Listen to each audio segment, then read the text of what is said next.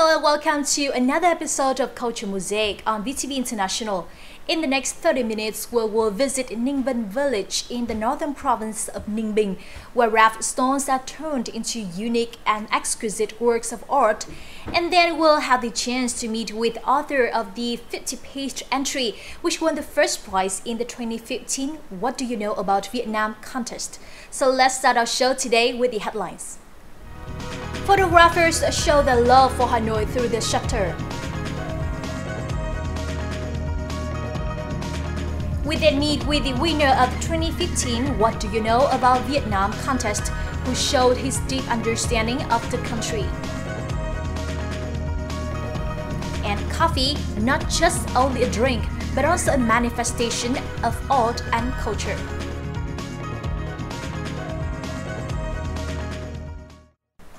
Let's now begin with some culture stories in our culture and lifestyle segments.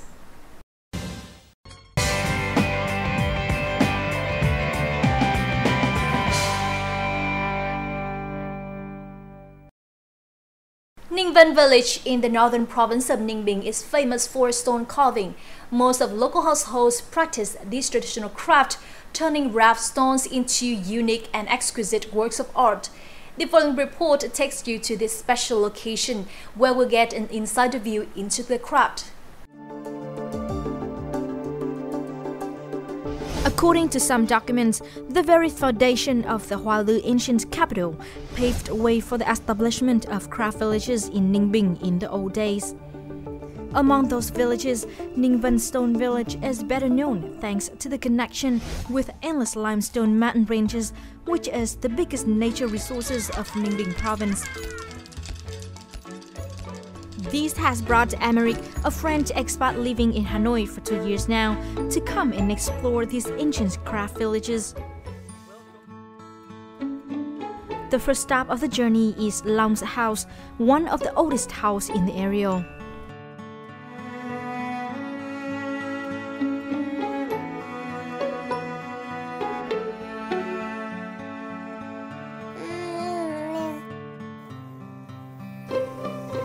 Làm ngày xưa là nó không có máy móc gì hết, làm đều bằng tay. Cả một cái xã này giờ còn có mình nhà bà đây là đời cổ ngày xưa đấy. The house is more than 200 years old. It is decorated with beautiful stone sculptures inside and outside, ceiling and floor, doors and beams. Floral decorations look real and delicate. In this village, rock doesn't mean a lifeless thing. In fact, it is the substance of life and inspiration for arts. There is a strong bond between stone and the life of local people.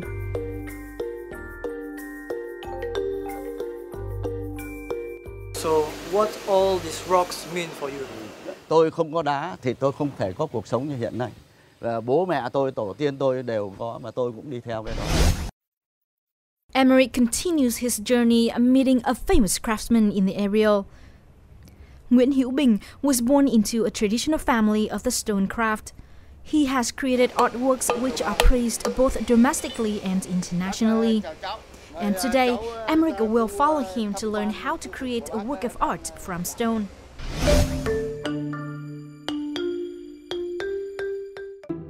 The first step is testing the stone sound to choose the good one, which seems challenging for Emeric. Nếu hòn đá nào mà nó có cái độ kêu như là chuông, không có tiếng bình bịch thì ta phải sử dụng được. After choosing good rock, the next step is to use hammer to split a piece of rock from the block. The work requires patience and good techniques.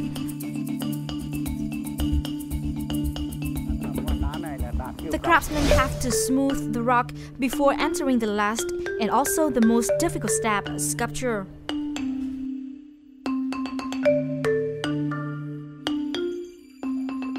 Ngày xưa là các cụ dạy các chú ấy là khi làm cái sản phẩm này là mình mang hết tâm huyết ra để cho nó đẹp.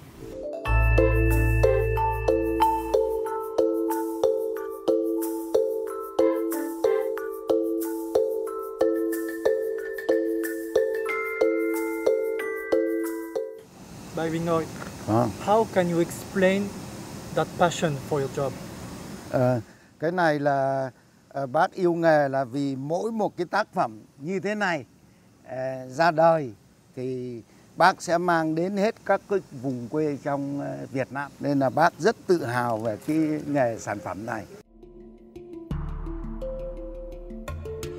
A craftsman in Ningvan will be honored as master if he can perform the technique of wind sculpture. In other words, wind sculpture means creating sculpture with holes on and the wind can blow through. To sculpture wind holes, the craftsman must be focused on every tiny details. A minor mistake will ruin all effort.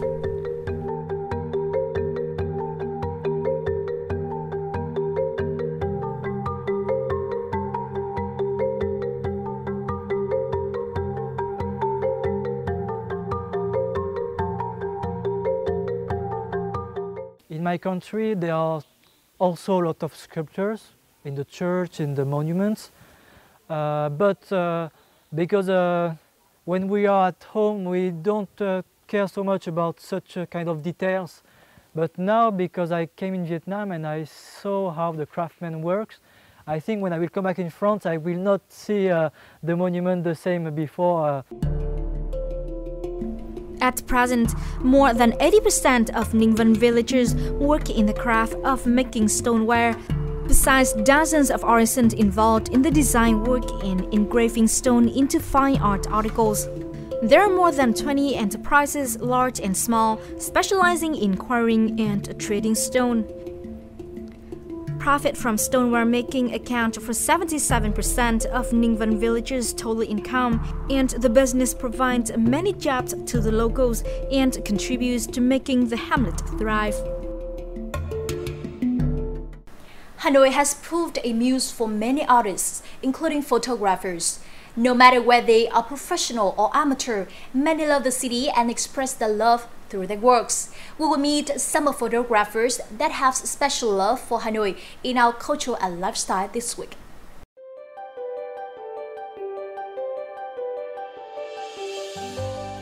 Hanoi is a city famous for its rich history, culture, and architecture.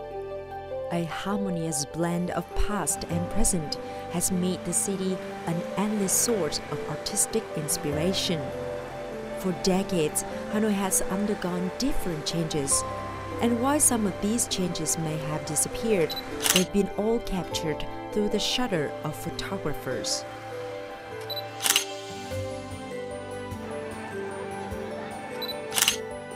These photos were taken by Quang Phung. The photographer, now over 80 years old, still lives in Hanoi. Chào chị. Mời chị vào. Mời chị vào. Dạ vâng. Bác ở nhà này bao nhiêu năm vậy ạ? Tôi ở Yên phải 55 năm. Vâng. Vâng. 55 rất năm. là cổ. Vâng.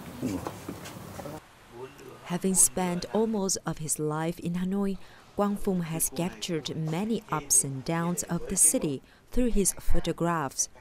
One unforgettable moment was Hanoi's Liberation Day. Lúc này khoảng 5:30 sáng. 5:30 sáng ngày mùng 10 tháng 10 năm 54. Thế bất ngờ thì tôi thấy bọn trẻ. Tôi thấy bọn trẻ nó hò hét gọi nhau, không đi dậy, không có áo len, mặc dù 10 tháng 10 hơi se lạnh rồi. Thế tôi hỏi các cháu ra đây làm gì sớm thế? Vì lúc giờ là 5:30 vẫn còn nhập nhèm tối. Thì nó bảo chúng cháu đón bố, mẹ cháu đang khóc ở nhà. Hai đứa cùng nói mẹ cháu đang khóc ở nhà, bởi vì người ta đã gửi giấy báo tử rồi mà mẹ cháu vẫn nhắc chúng cháu đi vì chưa biết đâu bố về. Cái niềm hy vọng chan chứa những đứa trẻ. The city has changed greatly since that memorable day long ago. However, Phung's love for Hanoi and for photography has not changed at all. Rain or shine, he goes out every day with his camera, observing the outside world and capturing not only moments but stories. Nó là tính tài liệu. Đấy là một cái đặc tính số 1 của nhiếp ảnh. Không phải đẹp, không phải đẹp. Tài liệu phải kể một câu chuyện, phải ghi một dấu ấn. Quang Phùng refers to Hoàn Kiếm Lake as his peaceful place. There, he finds his inspiration as well as new friends who share his interests. Tôi rất yêu Hà Nội. Những bức ảnh của tôi chụp thì thể hiện những các cái mà gần như là rất mộc mạc và bình dị. Ở Hà Nội này thì nhiều người ta nghĩ đến là sự hối hả, sự tấp nập của một đường phố thường hay tắc đường. Nhưng tôi thì hay rất thích chụp những cái lúc mà bình dị nhất và bình yên nhất của Hà Nội. Photography is becoming a popular pastime in modern life. Thông and his friend Bao joined a group called Café Ảnh. Started in 2012, the group has attracted over 17,000 online members. Once a month, Café Ảnh organizes one or two offline activities. Moving beyond Hanoi, they have traveled to several places across Vietnam. Khi mà tham gia nhiếp ảnh, bạn sẽ phải đi tới những vùng miền, sẽ thấy được những cảnh đời hay những cái phong cảnh đẹp quê hương đất nước để mình có thể truyền bá, mình có thể phổ biến để cho mọi người biết đến những cái nơi mà danh lam thắng cảnh, hoặc là những cái vùng miền về cuộc sống của bà con vùng sâu vùng xa, hoặc đơn giản là những thân phận của từng con người hoặc từng nhóm người. Two generations of photographers meet here. Quang Phùng showed his works on the spread of HIV/AIDS in Hanoi. Having pursued the subject for over 5 years, this is one of his most meaningful collections about modern life. Qua cái buổi nói chuyện với cả bác thì có thêm được nhiều kinh nghiệm. Đó là cái cách tiếp cận với cả cái đối tượng chụp đời thường ra làm sao và cái câu chuyện của từng bức ảnh một. Ảnh là thật. Ảnh là đối mặt với hiện thực. Đừng phủ phiếm, đừng dùng những cái danh từ mơ hồ. Ảnh ghi lại cái cuộc sống thực để nếu như người ta làm được cái cuộc sống thực ấy tốt hơn, làm cho người ta yêu quý nhau hơn thì ảnh mới có giá trị.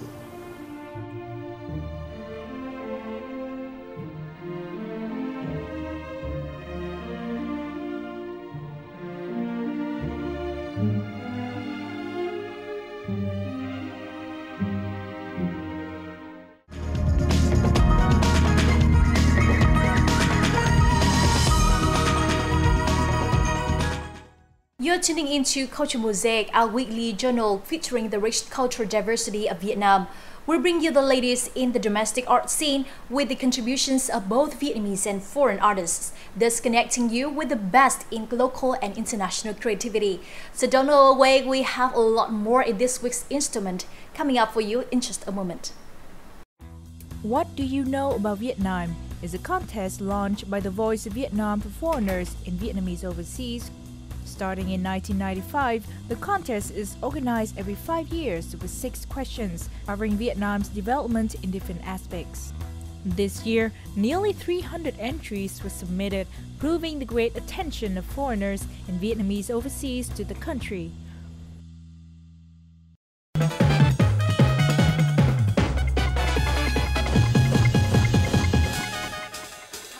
A 50-page entry, complemented by an 85-page PowerPoint, won the first prize of the 2015 What Do You Know About Vietnam contest. The author of this entry has impressed the judge with a deep understanding of the country, as well as his professionally presented answers for the question. So in this week's On the Mic, let's find out more about this man. John Rutledge from America is a finance professor in Nanning, China. He's a shortwave radio hobbyist and a loyal listener of the Voice of Vietnam radio for decades. This is the Voice of Vietnam, broadcasting from Hanoi. The station's 30-minute broadcast at 7:30 every evening and a tea is John's perfect way to relax after long hours teaching.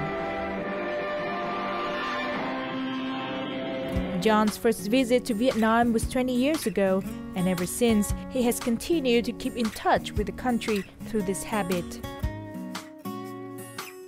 That has led him to participate and later win in 2015 contest. Thank you for your time, John Rutledge, and welcome to On the Mic today. So the first question, why did you join the competition? Well, my hobby is shortwave radio listening. Before the internet, if you wanted to learn about other countries, what's going on, you listen to shortwave radio, and then from there you can hear the news, learn a little bit about the culture.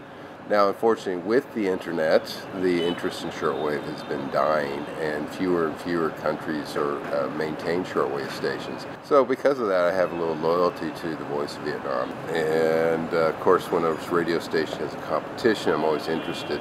The Voice of Vietnam competition is one they hold every 5 years, and for me, I was particularly keen in being very competitive in winning this one because the last one I participated in 2010. You know, I didn't win. And as a matter of fact, it was educational in the sense that I found the person who did win happened to be a French person who wrote a 70-page paper. The message was to me that if you want to win, you've got to really think, you got to really do your research and then put it all together and present a product. Rutledge's 50-page essay and 84-slide PowerPoint showed his thorough knowledge about Vietnam in various fields, including tourism, economics, international relations, among others. Each of his answers is presented with charts and photos. This, according to the judges, had made his essay the best among the 295 contestants. And according to Rutledge, he has gained this experience from winning similar contests by other national radio voices, such as Mongolia and North Korea.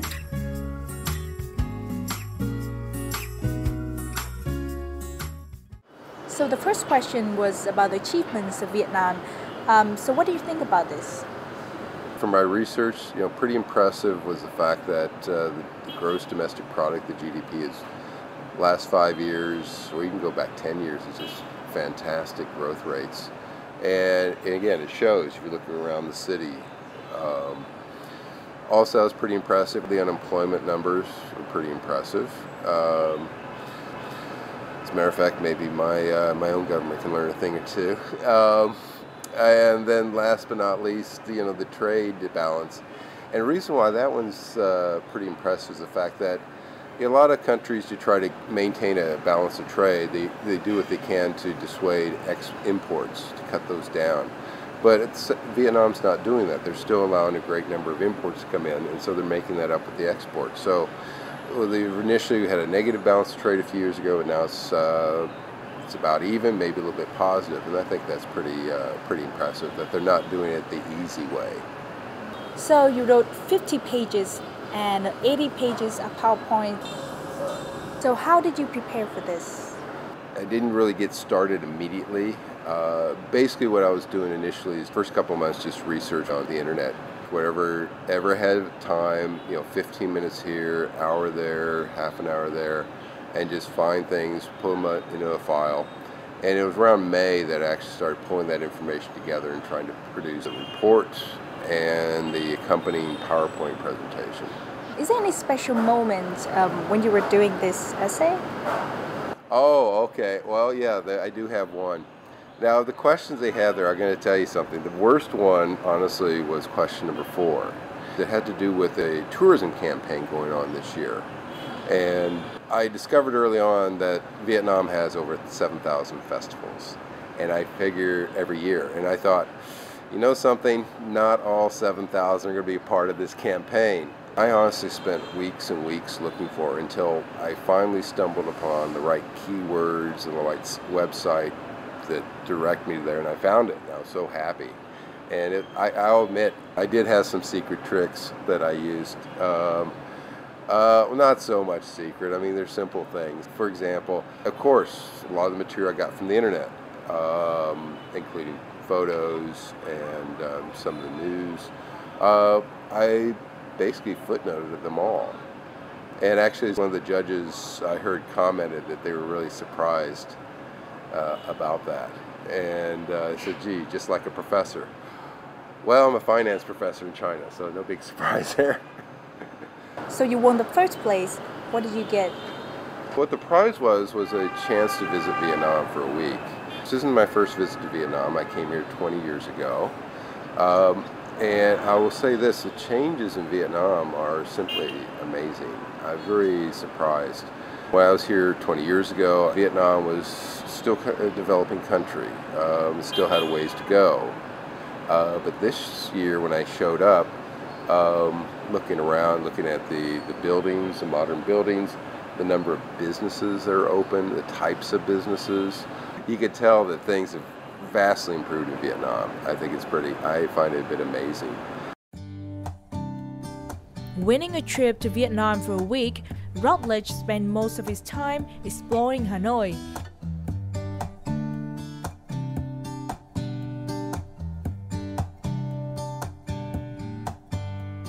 And of course, he couldn't miss out on taking photos at Hoàng Kim Lake, the heart of the busy old city.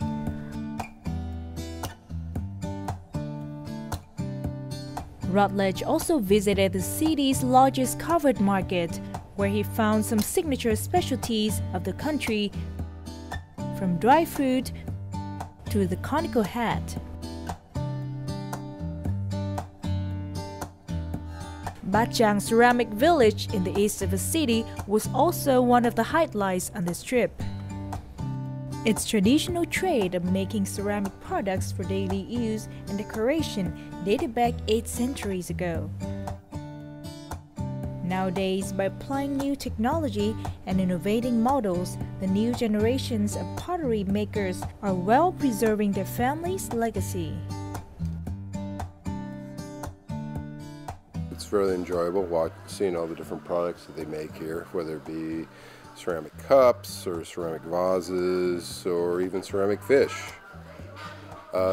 There's so many beautiful things here that, I'd love to take them home with me.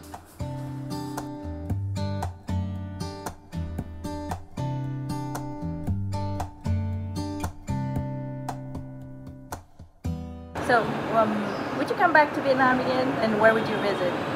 Okay. The problem, it seems that every time I visit Vietnam, I'm stuck here in Hanoi. Will I come back again? Yeah, I'm sure I will, but I'd like to probably go down further south. Actually, I'd like to go to Hue, maybe Da Nang, Ho Chi Minh City, and maybe further south if possible. Thank you for your time and good luck with your trip.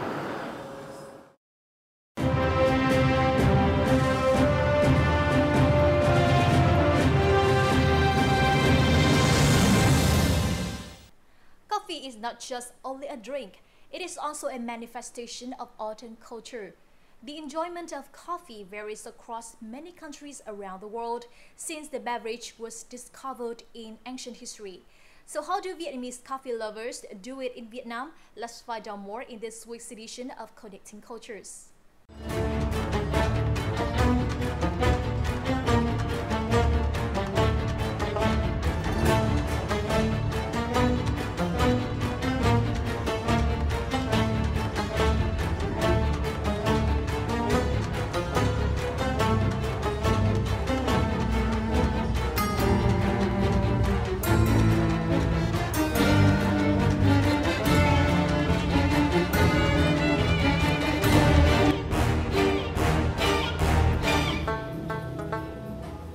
This traditional cup of coffee has been preserved by many traditionally inspired cafes like this one for generation after generation.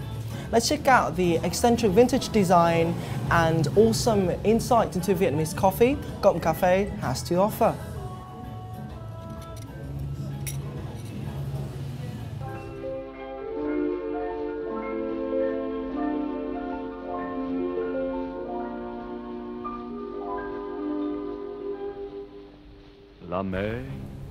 Located at 101 C6 Trần Huy Liệu, Hanoi, this Gọng Cafe is one of many across Vietnam that serve the yin and yang of Vietnamese coffee. Café Đen, otherwise known as black coffee, and Café No, aka white coffee. Đối với cà phê đen và cà phê nâu thì đều được pha bằng phin theo cách cổ truyền thống của Việt Nam để tạo nên một cái sự đậm đặc, sánh và cái hương thơm nó rất là nồng nàn.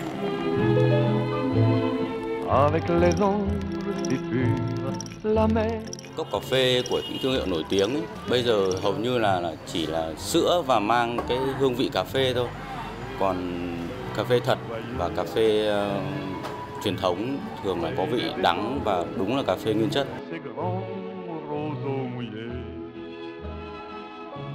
Not only are the cups traditional, Gọng Cafe follows a distinctly vintage style of design.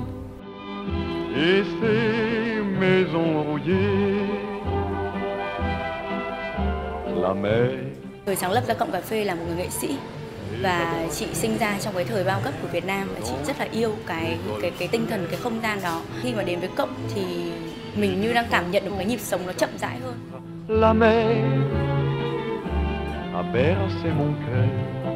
Chị muốn mang đến cho các khách hàng một không gian ấm cúng, thân thiện, đậm chất Hà Nội và nó có cái gì đấy các bạn có thể cảm nhận là nó rất là hào hùng.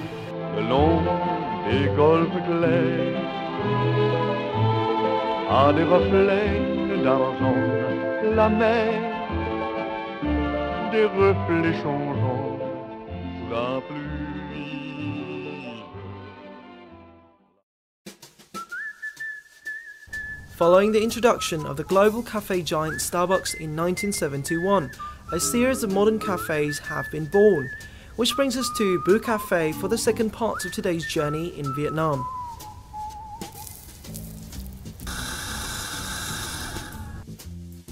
Cái xu hướng của giới trẻ bây giờ thì cũng rất là chuộng các thứ mới mẻ từ nước ngoài khi mà Việt Nam mình rất là mở cửa và phát triển trong khoảng chục năm gần đây. While traditional Vietnamese coffee is about purity, the tenderness of modern day coffee is formed by milk. So today I have the pleasure of joining our very own barista here at Bu Cafe to check out the awesome recipe and how this amazing coffee is made. Let's have a look. Chào bạn. Vậy thì cappuccino thì được làm như thế nào nhỉ? Thường cappuccino thì khi nói đến cappuccino thì chúng ta không thể quên được là nó là có một shot espresso. Cộng thêm với cả là sau đó thì là có khoảng tầm 70% là bọt sữa và sau đó là 30% là sữa tươi nóng và sau đó thì là trên cùng là một pha sắc ít một quế lên để tạo một cái hình ảnh rất là ấn tượng. Cappuccino is only just one in the diverse list of espresso coffees.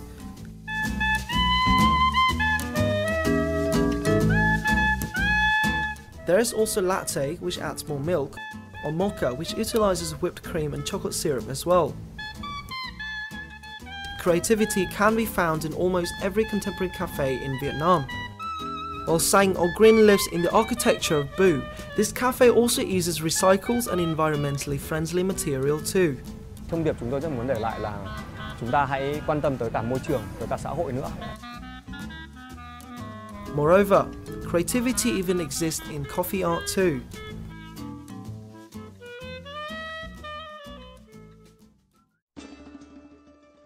Coffee is a language of expression.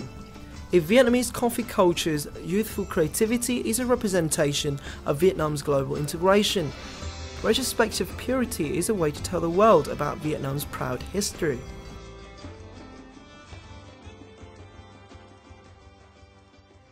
And that is the end of our program. I hope you enjoyed the show. If you would like to provide feedback or comment on anything here on Culture Mosaic, please feel free to write to us at culturemosaic@vtv.vn and make sure to include your name and address. You can also log on to vtv4.vn or youtube.com/vtv4go for more of our program. And don't forget to join us next week for another episode of Culture Mosaic. This is Dai Chang and goodbye for now.